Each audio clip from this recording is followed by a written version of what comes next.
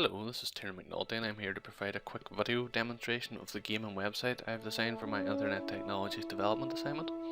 So for my assignment I've chosen to develop a HTML5 game without using any external plugins or JavaScript libraries. So everything here basically is created from scratch in either HTML, CSS or JavaScript itself. So the game itself is called Pixel Towers, and it's a high score jumping game with a retro pixelated art style where you play a small character called Pix and you have to try and climb as high up the tower as you can, dodging enemies and obstacles along the way. So before I get into the game itself, let me just discuss the website. So you see here that the game itself takes up most of the focus on the site. It's contained within a 960 by 640 canvas. It's centered on the screen, and on most devices it'll probably be essentially all you'll see.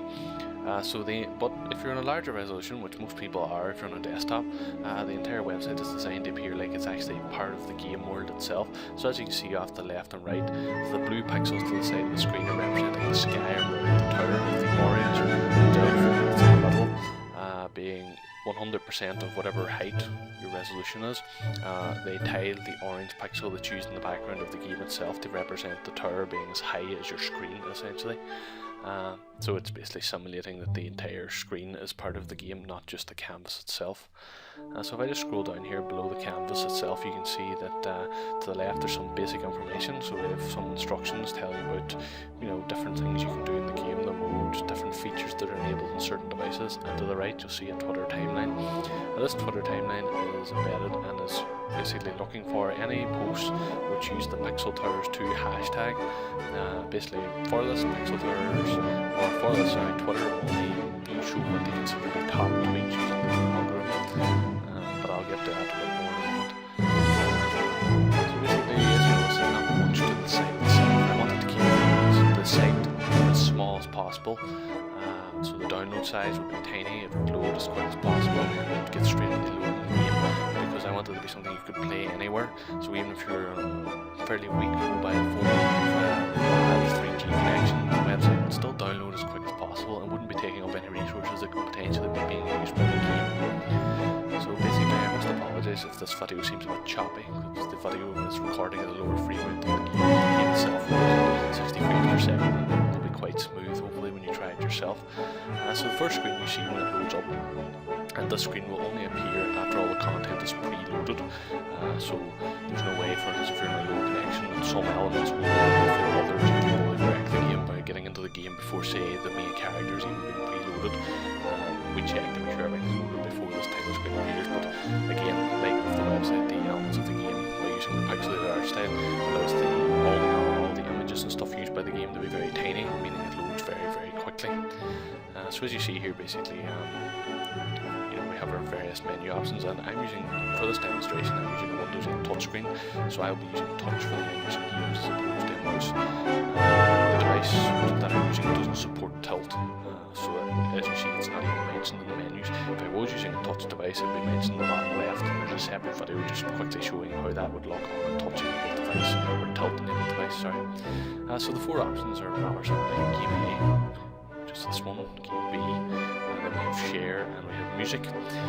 So basically I'll get the Game A and Game B in a minute, but if I just quickly tap this Share button, you'll see that once on the Twitter window, I'm already logged in for the purposes of this demonstration. And there's some pre-filled text on it to share the hashtag link to the site, and if I was to hit tweet now, I will post it directly to my timeline, and I won't do that for the moment. Music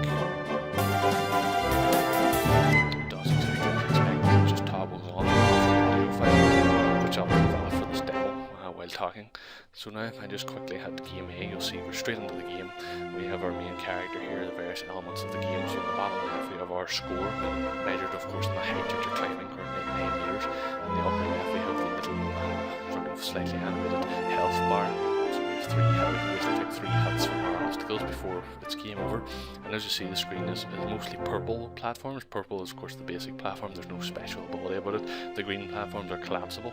So if I just touch the screen now and move our character over here, you'll see as I jumped on that there, it sort of broke away partially. And dead already, so if I just go back in here quickly, as you see, that creates a nice pixel effect on the array that obviously keeps tidying itself up so it doesn't do that. And you'll see a new platform type here, the spikes, so I just quickly run this, you'll see these flashing slightly and doing some damage.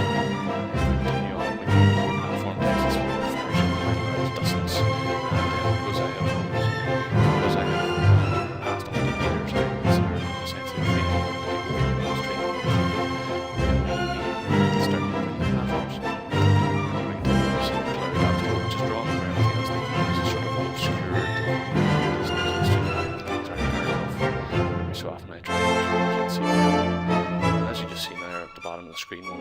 is coming in.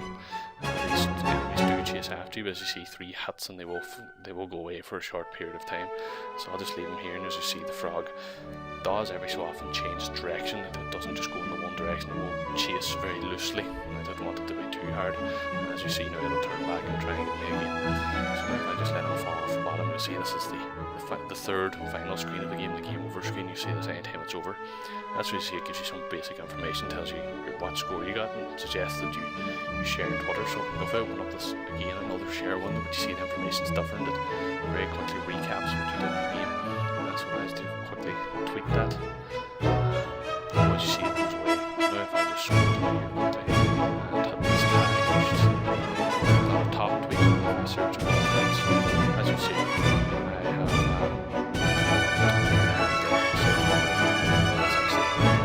so it does take a moment for it to follow down. Refresh that. Yes, as you can see, 24 seconds. So that's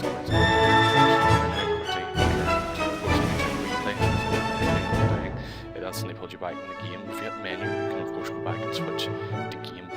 So game B, very similar to game A, except instead of basically being a constant, the camera following the main character, this time it's a constant scroll in which it slowly gets faster, and it's up to you to keep up, which can be quite hard to do very quickly. So as you see already, it's scrolling very fast, so that's it over. So that's a very brief demonstration of the 2 different modes in my game. I'll show you the various options on the website itself, and that's just a brief overview of my game.